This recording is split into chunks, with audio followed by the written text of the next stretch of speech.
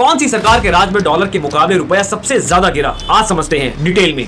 देखिए 1947 में $1 खरीदने के लिए लगभग ₹3 देने पड़ते थे, लेकिन आज 2026 में वही $1 खरीदने के लिए ₹94 से ज्यादा देने पड़ रहे हैं। और सबसे चौंकाने वाली बात यह है कि बड़ी गिरावट पिछले कुछ दशकों में तेजी से हुई है। आजादी के बाद से रुपया लगातार कमजोर हुआ है और यह सिर्फ एक नंबर नहीं बल्कि हमारी पूरी अर्थव्यवस्था की कहानी है।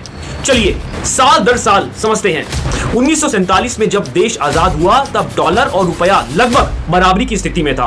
$1 करीब ₹3 के आसपास था। नेहरू के दौर में यह धीरे धीरे लगभग ₹4.76 तक हो गया। फिर इंदिरा गांधी के समय 1970 के दशक में यह करीब ₹7.5 हो गया और 1980 तक आते आते यह लगभग $8 प्रति डॉलर पहुंच गया। इसके बाद 1991 का आर्थिक संकट आया जब देश को सोना गिरवी रखना पड़ा और उस समय रुपया तेजी से गिरा और डॉलर करीब ₹17.5 तक पहुंच गया। फिर अटल बिहारी वाजपेयी के समय में 1999 में डॉलर लगभग ₹43 तक पहुंच गया।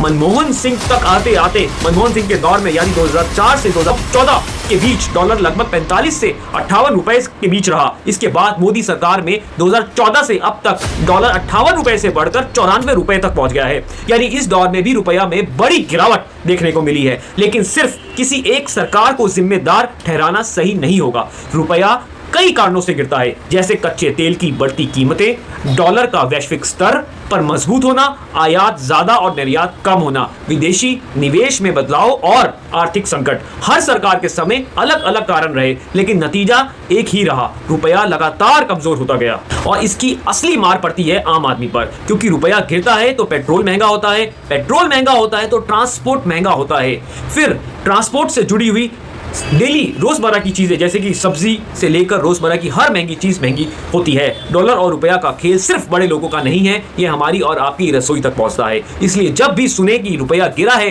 तो समझ लीजिए कि हमारी जेब पर असर पड़ने वाला है। दोस्तों नमस्कार, मैं निखिल, आप देख रहे हैं जे एक्सप्रेस न्यूज़। हमारे चैनल को लाइक और सब्सक्राइब जरूर करें।